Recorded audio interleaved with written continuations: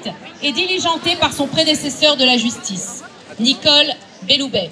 En dépit de sa mise en examen, le garde des Sceaux se refuse à démissionner alors qu'il avait dit, qu'on lui avait dit s'il voulait rentrer un jour en politique, oh ben non, jamais, jamais, mais bien sûr.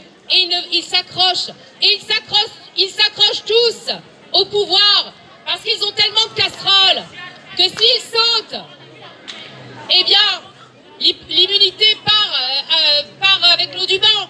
Donc ils seront inquiétés, ils le savent. C'est pour ça d'ailleurs qu'Emmanuel Macronstein, macronite, veut garder le pouvoir plus longtemps. C'est-à-dire que s'il passe, il va vous mettre 7 ans, un septennat. Nous sommes en quinquennat, il vous mettra un septennat. Et donc, puisque nous passerons un septennat, il pourra le renouveler. Donc 14 ans de Macron, mais vous imaginez ce que va devenir la France. Regardez dans quel chaos il nous a plongés, économiquement, physiquement, psychologiquement. Cet homme, cet individu est haï par beaucoup de Français et même dans la communauté musulmane éveillée qui en a marre d'être utilisée dans leurs arguments de campagne, d'être prise en otage.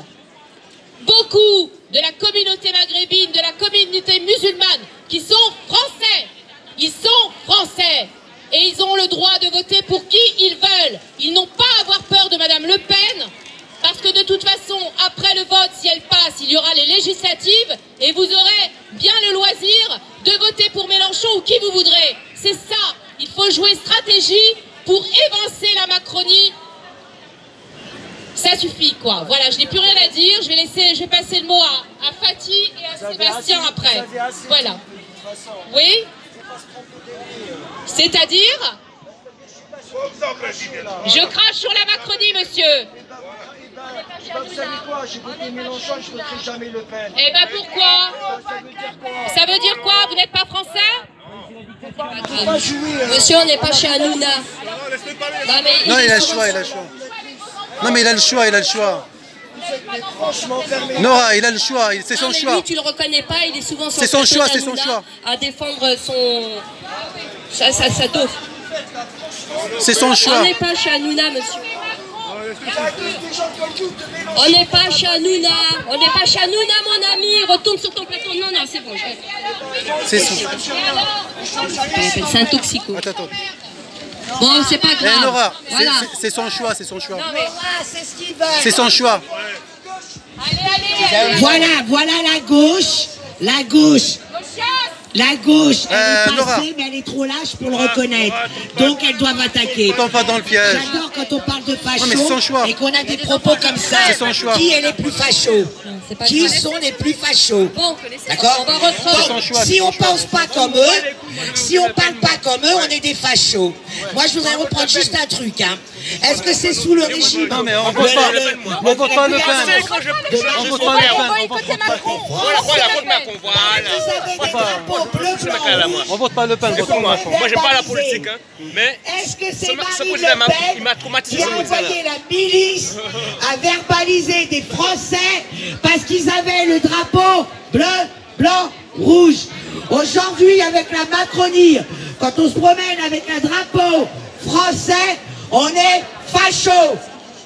Donc il y a un problème avec ce côté facho. C'est l'apartheid, c'est plus du fascisme, c'est de l'apartheid. Bon, moi, je vais rebondir parce que on va évoquer les choses aussi de manière un peu plus profonde. Quand j'entends Jacques Attali qui soutient Emmanuel Macron, ça me donne 1000 fois plus envie de voter contre Macron. Quand je vois les soutiens dont bénéficie Emmanuel Macron qui viennent des milieux pédocriminels, je nomme Cohn-Bendit. Cohn-Bendit, soutien d'Emmanuel Macron, est très copain avec la femme d'Emmanuel Macron. La femme, sa grand-mère, sa mère, vous l'appellerez comme vous voulez, Jean-Michel, je ne sais pas. Moi, je n'ai pas les tenants et les aboutissants. Toujours est-il que Cohn-Bendit disait dans Apostrophe, une émission qui passait à la télé, quand une petite fille de 5 ans commence à vous déshabiller, c'est fantastique. Ce mec a été éducateur très jeune Hein. Il surveillait des petits-enfants. Donc, il a écrit un livre qui s'appelle Le Grand Bazar, qui est un ode à la pédophilie. Voilà les soutiens d'Emmanuel Macron. Il a fait mai 68, hein, soi-disant. Ce sont autant de raisons étudiants. Ce sont autant de raisons pour voter contre Macron. Quand je vois l'état dans lequel est le pays aujourd'hui, parce qu'on n'est pas en train de faire le bilan du Rassemblement National ou de la France Insoumise, c'était qui était au pouvoir depuis 5 ans? C'est quand même Emmanuel Macron qui, dans une vidéo avant sa prise de pouvoir, avait bien dit « La bête de l'avènement est là, et nous sommes les complotistes ». Eh bien, pour la première fois de ma vie, j'ai été faire ma carte d'électeur en 2017 pour voter contre Emmanuel Macron. Parce que j'ai saisi le danger que représentait cet individu qui n'a aucun affect. On ne va pas refaire la genèse de son couple avec Brigitte Macron, mariée à un banquier, qui était prof à l'époque et qui a usé de son pouvoir pour abuser d'un gamin. Je rappelle, en 1968, affaire Gabrielle Russier, institutrice, qui avait une relation avec un de ses élèves, qui a fini en prison. Sortie de prison dans l'attente de son procès, elle s'est suicidée. Donc la différence entre Gabrielle Russier et Brigitte Trogneux, c'est que Gabrielle Russier appartenait au milieu ouvrier, classe populaire, et que la Trogneux appartient au milieu de la bourgeoisie. Donc, dans les milieux bourgeois, on prône, on encense, on encourage la pédocriminalité. Ça, c'est une chose importante à retenir. Quand je vois cette obédience franc-maçonne, dont le Grand Orient de France, qui appelle à faire barrage à l'extrême droite, qui appelle à voter Emmanuel Macron, eh ben ça me donne encore plus de raisons de faire barrage à Emmanuel Macron, qui est soutenu par Jacques Attali, qui est soutenu par le CRIF, qui est le pantin du CRIF, qui est soutenu par les obédiences maçonniques. Qu'est-ce qu'ils ont à craindre, ceux-là, pour appeler à faire barrage à l'extrême droite? Je vais vous rappeler quand même Roger Olindre qui avait dénoncé l'affaire Jacques Lang, le petit garçon qu'on avait retrouvé, la tête dans un seau, le cul à l'air. Voilà les vérités. Et Jacques Lang n'a jamais démenti ou porté plainte contre Roger Olindre. Je ne suis pas d'extrême droite, je ne suis pas d'extrême gauche, je suis extrêmement humaine. Il n'y a que l'humain qui me motive. Il n'y a que la vie humaine qui me motive. Et quand je vois ce qui se passe aujourd'hui, quand je vois qu'on est en train de sacrifier la vie à l'aune des intérêts lobby pharmaceutiques, à l'aune des intérêts beaucoup plus obscurs, que des enfants sont décédés, qu'on a euthanasié des vieux au Rivotril par défaut de soi-disant place dans les services de réanimation, là où la politique de gauche et de droite a justement permis de supprimer des lits dans les services. Donc quand je vois qu'Emmanuel Macron est en train de nous ressortir la loi sur le suicide assisté pour couvrir les crimes à venir, ça me donne d'autant plus de raisons de voter contre Emmanuel Macron. Aujourd'hui, on vous parle de la vaccination obligatoire sur des enfants qui ne représentent aucun danger. Et les gens osent comparer les vaccins à adénovirus, pour lesquels nous avons été tous vaccinés, à une thérapie qui n'a jamais été mise en place, qui est en phase d'essai expérimental. Vous êtes des cobayes. Vous assistez à un essai. Vous êtes en train d'assister à un essai à échelle humaine, sans même que votre consentement ait été requis. Donc, quand je vois ce que nous propose Macron, c'est-à-dire l'avortement à 9 mois de grossesse, c'est-à-dire au terme de la grossesse, quand l'enfant est déjà terminé, il propose cette loi bioéthique insane qui a été décidée par les francs-maçons au Grand Orient de France et qui s'en revendiquent. Donc, sous détresse, sous motif de détresse psychosociale, les gens. Mais qu'est-ce qu'on met derrière le mot détresse psychosociale? On est en couple. Donc la femme, du jour au lendemain, perd son compagnon. eh ben c'est un motif de détresse psychosociale. Elle va voir un travailleur social, elle va voir un psy qui va estimer qu'elle est sous motif, enfin, elle va être en détresse psychosociale et il va lui proposer l'avortement alors qu'elle est à 9 mois de grossesse. Et cette même femme, une fois qu'elle aura repris le dessus, mais qu'elle aura avorté sous les bons conseils de ces gens qui sont au service du mal, et bien une fois qu'elle aura repris ses esprits, qu'elle ira mieux, elle va peut-être regretter, et même c'est sûr, d'avoir avorté à 9 mois de grossesse, ces gens. C'est à la vie qu'on s'attaque sous toutes ses formes, avec la loi bioéthique, avec la thérapie, enfin, la pseudothérapie, l'obligation vaccinale, avec toutes les mesures iniques et liberticides qui ont été prises sous le gouvernement Macron. Je rappelle quand même qu'on n'avait jamais vu une répression pareille depuis la fin de la guerre d'Algérie. Combien d'éborgnés? 28 éborgnés, 5 mains ou plus arrachées, des morts, et un gouvernement qui est là, qui fanfaronne et qui va chercher des votes. Ils nous disent tout le temps que le vote musulman est minoritaire. Si le vote musulman était minoritaire, qu'on m'explique ce que faisait Castaner lors du dîner et sous invitation du grand recteur de la mosquée de Paris, venir mendier des votes mercredi à la mosquée de Paris. Je rappelle aux musulmans, et j'en appelle à leur clairvoyance, qui a dissous le CCIF, qui a mis en place la loi séparatiste, et nous savons tous que la loi séparatiste, c'est contre les musulmans, qui a dissous 2 associations palestiniennes au lendemain du dîner du CRIF pour leur pantin, qui voulait interdire le halal, qui voulait interdire la circoncision. Et merci pour une fois Bibi Netanyahou, parce que si Bibi Netanyahou ne s'était pas manifesté, ne s'était pas fendu d'un communiqué, parce que les juifs comme les musulmans sont concernés par la circoncision.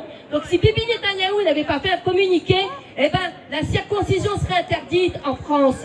Donc, qui a renvoyé une élue des listes départementales parce qu'elle était voilée, et comme tu l'as très bien dit tout à l'heure, qui a appelé au boycott d'une entreprise privée Decathlon parce qu'il vendait le hijab? Eh bien, c'est la République en marche. Donc les musulmans, il ne faut pas avoir la mémoire courte. Rappelez-vous que l'ennemi, c'est celui qui est en place. C'est celui-là, c'est son quinquennat qu'on doit juger, et pas une hypothétique candidate qui n'a encore rien fait. Alors vous allez revenir, vous allez me dire, oui, mais il y a l'histoire du voile. Mais vous savez très bien, vous faites une recherche, que Marine ne pourra pas interdire le voile dans l'espace public, puisque la loi, justement, 1905, oui, et le législateur a tout prévu contre ces dérives-là, contre ces interdictions. Et oui, c'est honteux de la part de Marine, parce qu'elle cible une seule communauté, elle ne cible pas tous les signes religieux. Mais ne vous inquiétez pas à ce sujet, puisque Marine ne veut pas sortir de l'Union européenne et qu'elle veut rester assujettie à l'Union européenne et que c'est Bruxelles qui commande. Non, Marine, ce n'est pas toi qui vas commander, malheureusement, c'est toujours Bruxelles, c'est toujours la Commission européenne et ce sera le droit européen auquel tous les États membres sont assujettis. Donc, vous serez protégés par la Cour européenne des droits de l'homme, vous serez protégés par le Conseil constitutionnel et par les lois en vigueur. Donc, il n'y a pas d'inquiétude à avoir là-dessus. Et je voudrais quand même vous dire, les amis, et là, je parle toujours aux musulmans, sur la balance, est-ce qu'on peut mettre un tissu? Je sais pour vous l'importance que ça revêt, mais quel est le poids d'un tissu sur la balance face à la vie humaine? C'est-à-dire que vous allez condamner vos enfants, les conduire pour se faire injecter, vous allez sacrifier vos enfants, vous allez sacrifier vos aînés, vous allez sacrifier la vie pour un tissu, les amis? Eh bien le voile, comme l'a très bien suggéré une amie, et je la remercie, vous le remplacerez par un chapeau, par autre chose, et vous ne serez pas inquiétés par rapport à cette loi. Il faut dépasser tout ça. Il faut voir plus loin, il faut voir la vie humaine qui est en danger, la vie de vos enfants. On a quand même condamné les vieux. On les a euthanasiés. Donc il y a un moment, il faut arrêter avec cet épouvantail. 30 000 vieux, Fatih. Il faut arrêter avec cet épouvantail qui est agité par la gauche comme par la droite depuis plus des décennies pour justement se maintenir au pouvoir. Tous les partis, sans exception, n'existent que pour nous diviser. C'est parce qu'on a autant de partis et on a autant de syndicats derrière que nous sommes divisés. La stratégie qu'on a proposée À moins que vous en ayez une qui soit viable. Je ne parle pas de manifestations, effectivement, avec pacifique. On a vu le pacifisme où ça ramène, puisque des camarades ont été inquiétés et ont été déférés à la DGSI, alors qu'ils sont ultra pacifiques. Donc, à moins que vous ayez un rapport de force, eh bien, vos manifestations, elles ne conduiront à rien, malheureusement. En 4 ans, pardon, de manifestations, nos libertés ont été bafouées.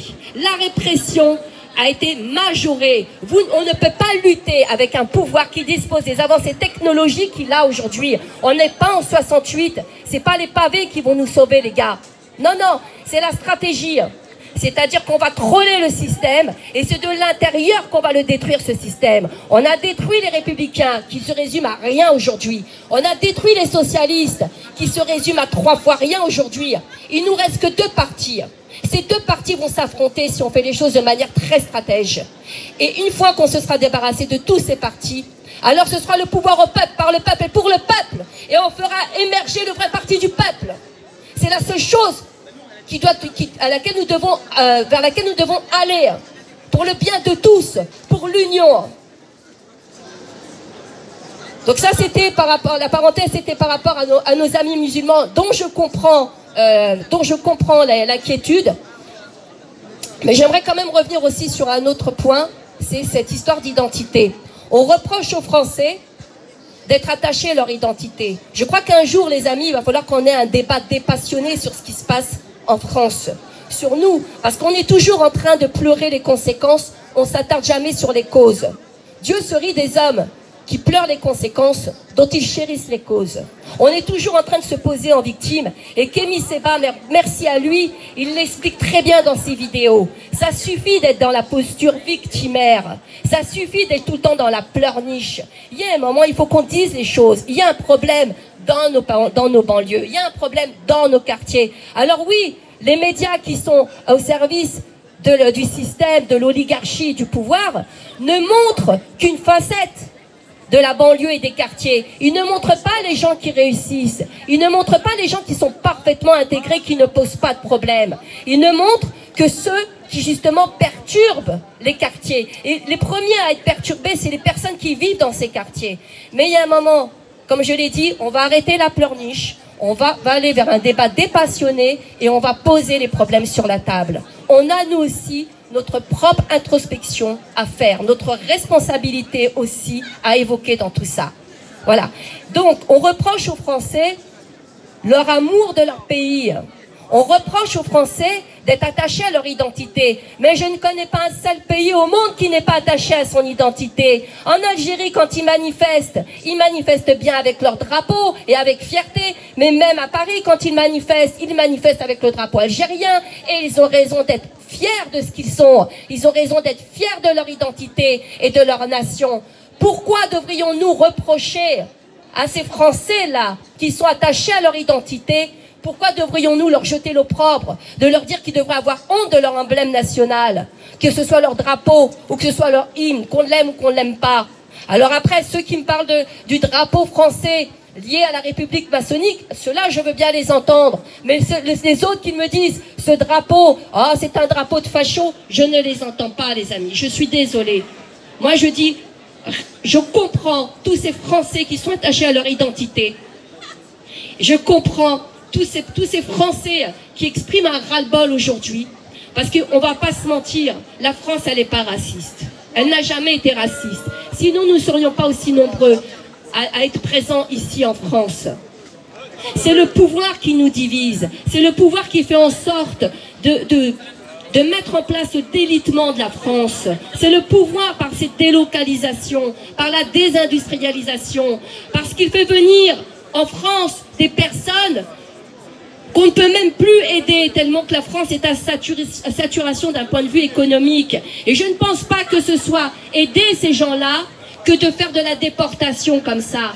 La meilleure solution, c'est d'aider les gens chez eux, pour qu'ils puissent s'épanouir chez eux sur leur terre, et en osmose avec leurs convictions, en osmose avec ce qu'ils sont. Et tout le monde, Kémy Séba l'explique, tout le monde est dans cette perspective. Je ne connais pas de peuple. Il faut arrêter le dumping agricole. Quand l'Occident est le seul responsable de ce qui se passe dans le monde, c'est l'Occident. Quand l'Occident va faire du dumping agricole en Afrique, qui va vendre son produit beaucoup moins cher que le petit paysan sénégalais qui a cultivé ses produits, eh bien il tue ce petit paysan, il tue l'économie, il tue la possibilité de vivre de ce paysan. Qu'est-ce qui lui reste à ce paysan? Eh bien il n'a pas d'autre choix. Il est obligé de quitter l'Afrique, le Sénégal, pour venir en France. Donc arrêtons le dumping agricole, arrêtons de faire de l'ingérence dans ces pays. Et je salue le Mali, et je salue tous ces pays africains qui ont retrouvé leur indépendance et leur comment dire? Aidez-moi les amis! Autonomie, oui, non, c'est l'autodétermination, merci. Je les salue parce que c'est grâce à ça, c'est grâce à eux et en virant leurs dirigeants corrompus qui sont assujettis à l'Occident qu'on va y arriver. Donc ne nous trompons pas d'ennemis. Aujourd'hui, on a des enjeux qui sont beaucoup plus grands, beaucoup plus graves qu'une simple histoire de voile. On parle de la vie humaine, on parle du devenir de la France, et du devenir de la France dépend le devenir du monde, les amis. Dégageons les francs-maçons, dégageons les sionistes, dégageons tous ceux qui cherchent à détruire l'humain et la vie partout dans le monde, les amis. Bravo. Merci Fatir. Merci Fatir.